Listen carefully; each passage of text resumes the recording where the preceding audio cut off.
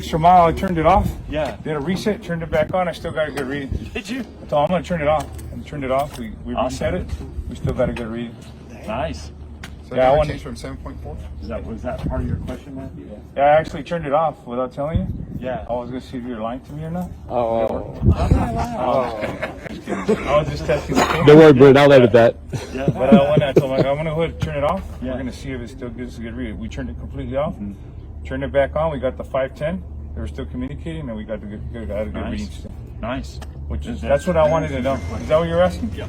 So yeah, I actually turned it completely off, turned it back on, got the 510, and then I got the reading again. See, Ruben thinks out of the box. I like that. You know? So so Jesse asked a question regarding the cord. If you're using the corded tool and you're up in the bucket and you're going from phase to phase, and that cord, you have a neutral that's close by and the cord hits that neutral, knowing that cord is shielded at 35,000 volts, is it safe? Yes. 35, right? It's rated. Won't zap you. Yeah, it won't zap you. So yeah, it's safe. And it's designed to do that. That's why we wanted to make something that's different than everybody else's. Now, another thing was brought up as far as the engineers, when you go out and you're looking at voltage, they want exact voltage as far as the system goes. That's what the requirement is. If that is required, because this voltage here, your phase to ground using this product, it's wireless, is going to be 10-20%. We're getting about 10% accurate, which is normal. But we advertise 10 to 20%, but it's actually closer than that. We're seeing 10% difference. That's really close to being right on. But if they're looking at the numbers exactly, you're going to have to use the PD25 phase to ground. If that's the requirement. Good reading on your D as well. Are you? Yeah. Are you? Yeah. What is it? Still the same. Yeah. Like your D Yeah. overhead. Yeah. Yeah. Yeah. And probably one reason it could be because you've got a pole and you've got a pole ground right there. So you're saying you're far from the ground plane, but you've got a pole ground right there. It's probably pretty good. What scale do these meters work at? 1,000? So the scale, the wireless, they go up to 51 kV as far as voltage, as far as your potential, 51 kV. So if you're on higher voltage, let's say you're on a 115, okay, you're on some, do you all do any transmission? Do you? A little bit? So if we have a department that does that, but we do cross-train with them as apprentices. Okay, so this tool here, the PD800W, you can phase up to 800 kV with this tool. That's why it's PD800. You can start phasing from 50 volts. That's why we were able to do it from the capacitive test points and your secondaries. You bring out a good question. So we've had, when we build substations, sometimes we have a phasing issue. Yes. Can we go to the transmission and the distribution and see if we're on the same phase? You already know the answer. What is it? Cool. So we And needed that the other day. why is that the answer? Why can you phase between that distribution and transmission? Why? Because it goes up to 800. It's the same. It's looking at what? At sine wave. The sine wave, not potential. So of course. We needed that. We needed to verify that the other days because what our engineers use, they use a probe and they use GPS to locate it. And to us, by watching them, we didn't think it was very accurate. I didn't really trust what this is real time. Right. So if you're on your conductor, like we are here, we are getting real time information now, right in front of your face. Okay. So the only thing I think we got to worry about that is the rating on our stick. We're going to go check the transmission line. For okay, so this is good. This is good, and that's a good point. So if you're on transmission, all you got to do is get into the Corona. You're going to keep your MAD. You're going to point this. You're not even going to make connection. Okay. You're going to point this toward the conductor. You'll be maybe 10 feet away from that conductor with the end of this probe, and you'll start picking up the capacitance, and you can phase like that. If you have the reference probe, you can actually get a shepherd's hook, which is another accessory. Right. You get a 3-foot shepherd's hook. You hang that reference with the shepherd's hook on that transmission, and you start going your distribution over here with this on the ground or in another bucket. At that point, we'd have them both on degrees, correct? Degrees. Okay. When you're phasing, always degrees. Okay. Yep. And we have that issue a lot where we're building a new substation, and we follow the GIS, and all the phasing sometimes is not it's not updated. So the way we do it, the only way we can do it, we have an open point. That's where we can check on the distribution. Yeah, you don't have to do all that. Now it's just, remember I told you guys that, would have been perfect. yeah. Remember I told you all that this tool is not only accurate when you're phasing, but also efficient. Right. There's your efficiency. Okay, so you're saving time because it's real time. We don't got to wait for the engineer. Yeah.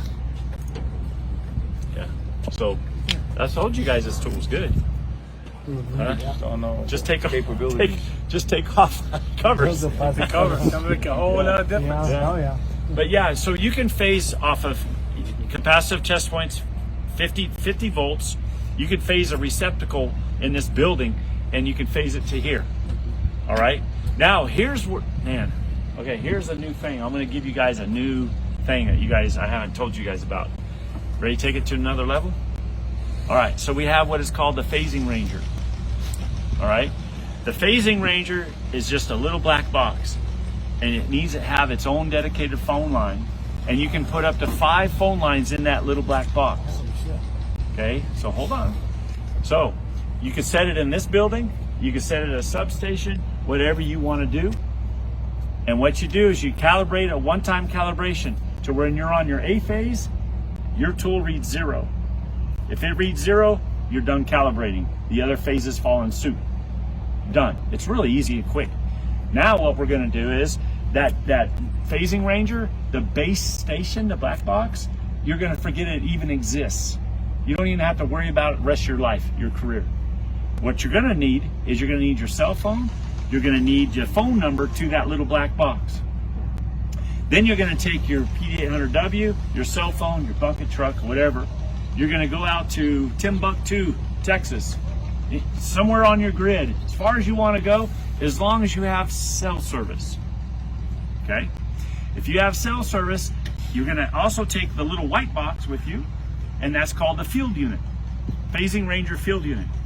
And what you do is you take it to Timbuktu, Texas, still in your grid and your footprint, and then you're going to make a phone call to the base. You hear that data in your earpiece, beep, beep, beep, beep. You turn on Bluetooth, it links up from the base to your phone to the field unit. Your field unit becomes your known A phase. Your reference. And then you got to be between 1 to 300 feet of the field unit and your meter probe. And when you touch a phase, any potential, if you get the white light and zeros, that's an A phase. So at that point, are you marking a GPS point with your phone? No, it's real time. It's just, that's an A phase. Okay. That's an A phase. Now you can do the GPS on your phone after that. Right. Yes. Yep. Okay, Like you guys that, get that? It's like that $50,000. Yeah, that's box what I was that telling you, the one with the probe that Yeah. we use for underground. And the base for that one's like in Arizona somewhere, in California communicate, somewhere. and then we see it log on. Once it logs on, we'll set it. We'll get an indicator, and the probe will tell us what phase it's on. Yeah. We have a display down here in a case, and then go up there and it's A phase, B phase. Yeah. It's accurate, but it takes a lot longer. Yeah, this is real time. This is simple. You just make a quick phone call, you link up. I mean, it takes seconds, not even a minute. It takes seconds, and then your field unit becomes your A phase. The white light on the field unit goes solid. So on the base, what if we don't have a landline? Can we use cell? Does it matter? So the base, if you don't have a landline, you can go digital. My brother knows how to do all that. Your IT We're getting guy. rid of all of our phones here. Okay, so yeah, you can go the digital route, and my brother knows all about that. I don't, but yes, it does work. And you got to, as long as you have cell service, Right. it doesn't have to be a landline anymore. Okay, and yes, and you can go anywhere on your system. Take your PD800W, take your cell phone, take your field unit, and drive anywhere, other side of the mountain, whatever. Las Cruces, and you call the base. You hear it, you link up. Your field unit becomes your A phase. White light comes on solid, like it does on that tool, and then you know it's getting information and it's linked up, and then you just start phasing. Boom. Any conductor. Call it anything you want. Transmission, distribution, underground, secondary.